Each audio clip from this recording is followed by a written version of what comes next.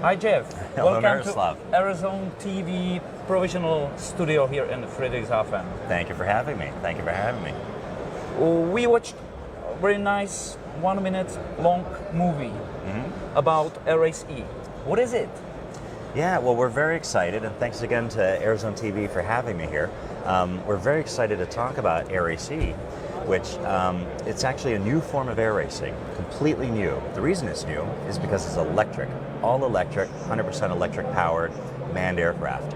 It's based on a sport called Formula One air racing, which you're probably familiar with in the Reno air races.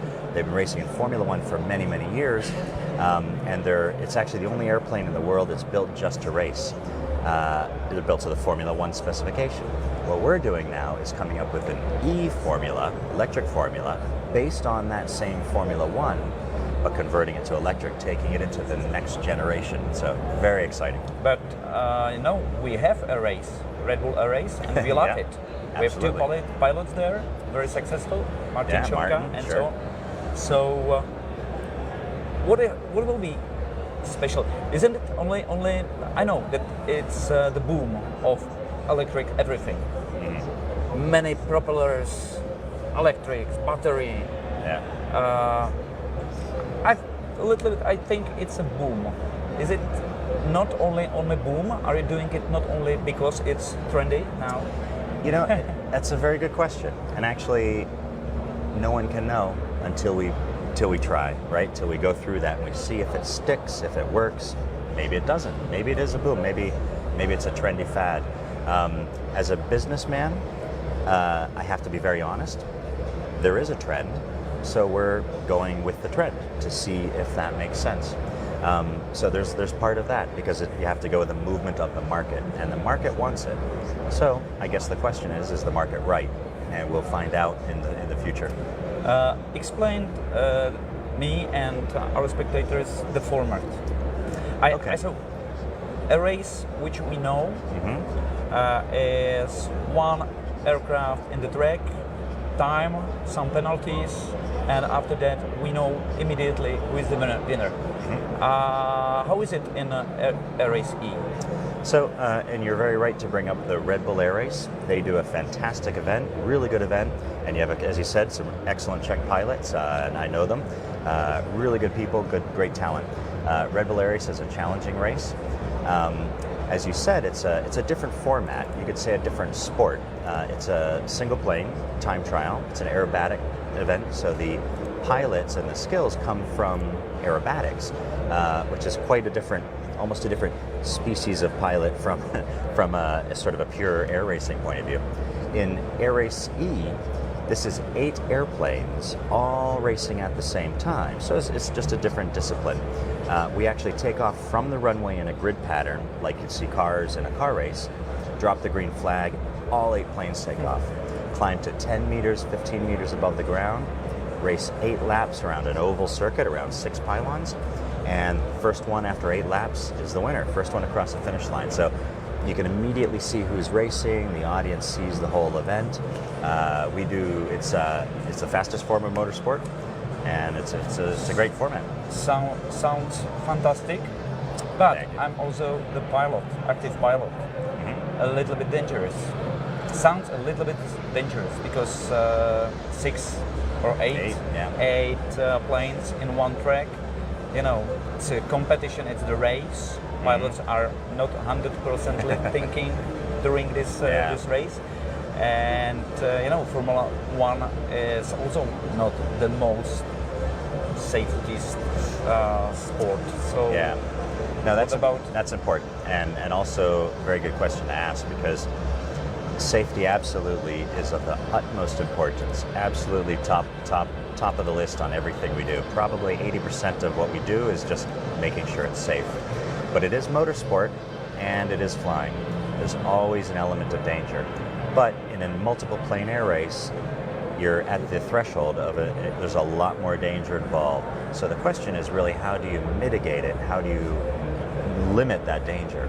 And we have a long set of rules which has been around or improving for 70 years in the sport of Formula One, and AirRaceE is going to adopt those rules to use the same system. So there's pilot qualifications, a licensing system, sports governing bodies that monitor the progress of the pilots. So a lot of attention is paid to that, paid to safety and getting the right pilots and to understand what the risks are and how it works. We can say separately, there's the risk to the pilot, which there's a certain level of acceptable risk, whatever that is, but there's also risk to the public. And we could say in 70 years of Formula One air racing, we've never had a third-party claim, third-party injury. Very, very safe for the public. That's the first protection, is protect the public. That's 100%. But we're always improving safety for the pilots as well. You're here in Friedrichshafen to presenting this project to public, to potential partners. Why are you here?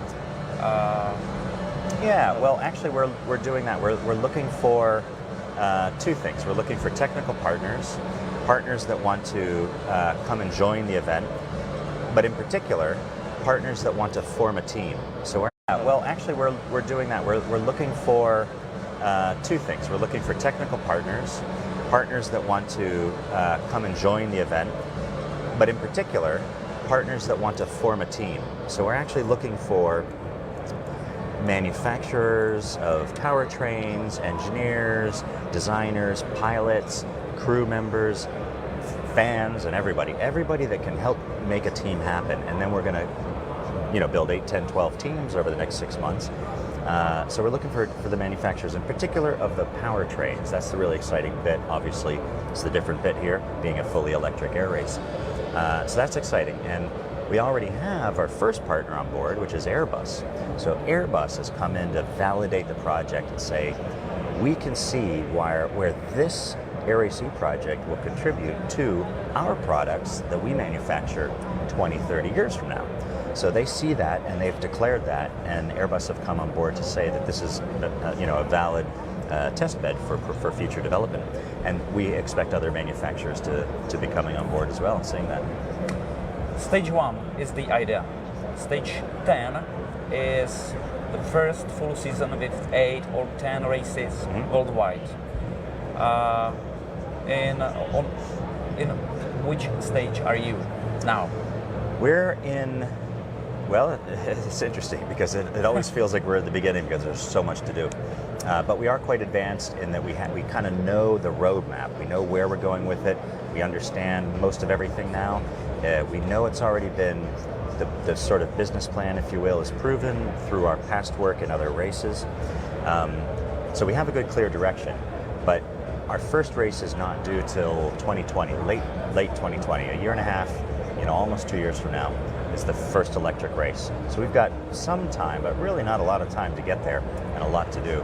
And then the first series of races, as you said, will be in 2021, multiple races.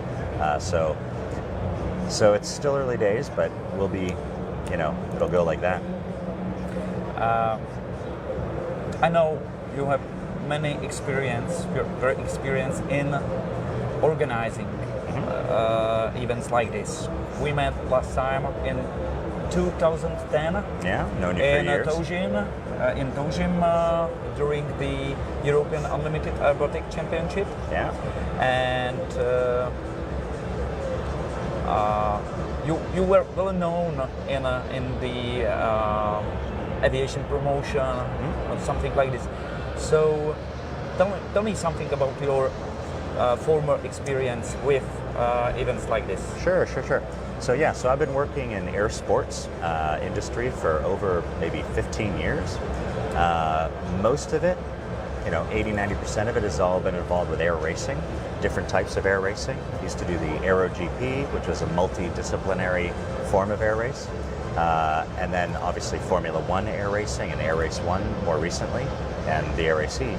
Also used to work with the World Air Sports Federation, so the FAI. We had a multi-year deal with them to do television work. So we would go around the world and filming different types of events, which had some crossover with some of the work you did, where we would capture all the different types of air sports, all the different activities and disciplines in aviation sport, and put them together in TV shows. So I have experience on the media side, on the event organization side, and but all of it air sports and most of it air racing, which is a good contributor to this new project, of course. So yeah, been in it a long time, struggling, figuring it out, making it work.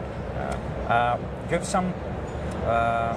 There is some gap between 2010 or 11 and now. What I know you have much bigger muscles. And what did you do? Preparing ideas or relaxing after? We had a company, Flying Aces. Yeah. So we did Flying Aces. We organized those events and we worked with the FAI. So actually after that, I went and actually sold business jets for a year. I was living in Slovakia, living in Bratislava, working for Hawker Beechcraft. And then Hawker Beechcraft, if you may recall, actually went into bankruptcy. So it was a big multi-billion-dollar company. It was a great company, good airplanes, but they went into bankruptcy. So I decided, well, you know what? I need to go back to air racing. I need to do what I do best, what I know best. And I've always felt I'm, really kind of a leader in the world of international air racing because there's not really many people doing it. Certainly not in multiple planes racing against each other, directly against each other. So I just said I need to go explore that again. And then around 2012, started figuring out which idea. Do we do long distance races, multiple plane races? Looked at a whole bunch of different ideas. Rested upon Formula One air racing, which is a familiar format in Reno, Nevada, at the Reno Air Races. But Formula One is the only plane that's built, again, to a formula. It's not another plane built for aerobatics or war or whatever that's put into a race environment. It's a race plane. And I thought that can translate to the audience and to public. So I thought maybe I'll actually redefine myself as a promoter of an existing sport. And so I looked at doing that, talked to the sports associations which govern the sport. They agreed, and we've been doing events over the past 5 years in China, Thailand, Tunisia, Spain, US. There's some little events in France as well, and we're growing it. So it's been a very, very productive and fruitful 5 years, which is perfect timing to launch into electric racing, taking it forward again. So when we will see the first race, some demo race or something like this, because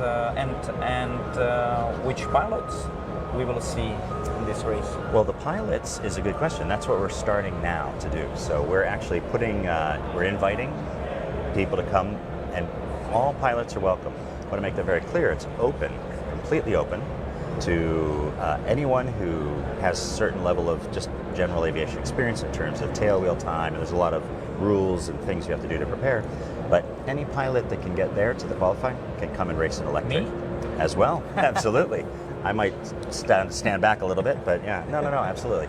It's meant to be a wide open forum. It's not a closed event. It's not a staged event. It's a competitive sport, and it's meant to be a standard for the world where everyone can come and join. You've got to be qualified, but you can get there. So the pilots, the teams are forming now, and actually we're just launching next week a forum, which will be an online networking area that we're going to be launching, I think, next week on our website, where pilots, manufacturers, investors, team owners, everyone can go and actually learn how to train, where to qualify, match up with partners, and build a team from. So we've got some really good, really integrated, sort of interactive things going on that can animate the public. Again, the question: when will the stage 10 start? So, at the end of 2020, so November, we're looking optimally at November for the first race. It'll be an inaugural race. It'll be a single race. All the teams that are ready by then will be able to race there, showcasing the event. 2021, we're going to have at least 3 events. So it'll be a series, but a smaller series, 2021. And then we'll expand it to 8 or 10 events, as you said, probably over a couple of years. It'll need time to grow. We want to do it right. We've learned from the past, as every entrepreneur does. I'm sure you've learned. It's always easier. It seems easier than it is. Starting a company is hard work, and it always takes longer. Always a lot of work, and we don't want to mismanage expectations of the teams and the partners. we don't want to mislead anyone because we know it's going to take time. So we're prepared for some flexibility in that schedule, but we want to set our optimum goals that make sense. I have some experiences with Red Bull AirRace. I know some behind the scenes how does it work, and it's really big, huge flying circus. You know, how big will be AirRaceE big? How many people? How many aircraft? So yeah, no, we expect it to be huge. AirRaceE has the opportunity to really captivate the world's imagination because of the importance of what we're doing, developing cleaner propulsion, cleaner technology. The brands that are going to be a partner of the event are going to be very mainstream brands, consumer brands. So we do expect them to take a very sincere interest. We expect the TV to be latching onto this. You could use the example of Formula E with the car racing, that over the past 5 years has seen a huge rocket. Even their valuation is worth hundreds of millions of dollars now. And they've had a really meteoric trajectory rise in their popularity and becoming very well known in a short period of time. And I worked with Formula E as well. And one of those things I did in some of those interim periods helped Formula E and some of their series get off the ground. So I have some experience in that as well. And they did a really good job. So we expect air racing to take that same path. Sounds really good. Thank you. And where is Airzone.tv in your plans? Well, it's very gracious of you to have me on your show, and really grateful for that. I know your audience, you have a strong Czech audience and also an international audience. So we'd like to help you appeal to some of your viewers. If we could offer any interesting content or get you guys out to our events, I'd love to have you, and love to have your viewers become fans. So hopefully everyone will be in the same event. Okay, Jeff, thank you. We will stay in contact. I hope we can expect a big future.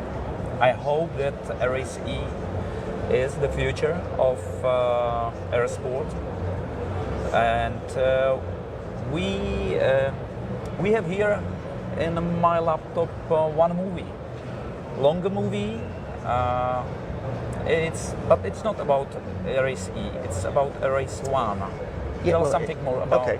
So about this movie. Yeah, and thanks for showing it. Because after that we will play it before we will say goodbye to our spectators. Okay. Chad, and at the end of our show we will play this movie. So what will we see?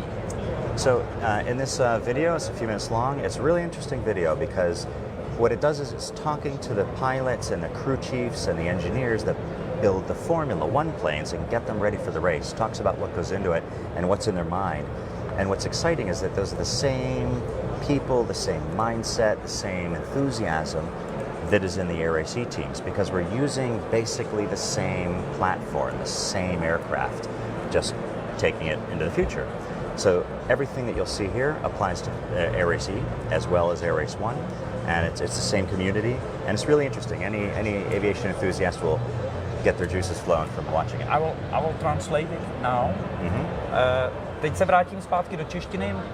Jeff povídal teď o tom, co si za chviličku pustíme. Bude to nějaké 5-6 minutové video, které my vám potom zveřejníme i s patřičným českým překladem samostatně.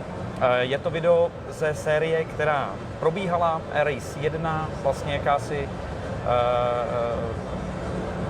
závod podobný Formule 1, ale vlastně všechno, co tam uvidíte, by mělo být podobné, ale letadla, piloti, týmy, ale ta letadla by měla být modifikována do elektrické verze. Takže to bude teď na úplný závěr. Já se teď s Jeffem rozloučím, no a pustíme si to video a budeme se těšit, že elektrická AirRace brzo spatří světlo světa. První závod už na konci roku 2020, 2021 první 3 závody a Airzone TV údajně by u toho také mohla osobně být.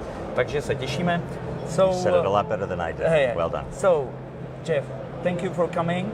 Thank you for visiting and explaining your plans. Thank you very much. I really appreciate it. Thanks to your viewers. Yeah, thanks. Take care and see you at the AirRaceE. All right, good.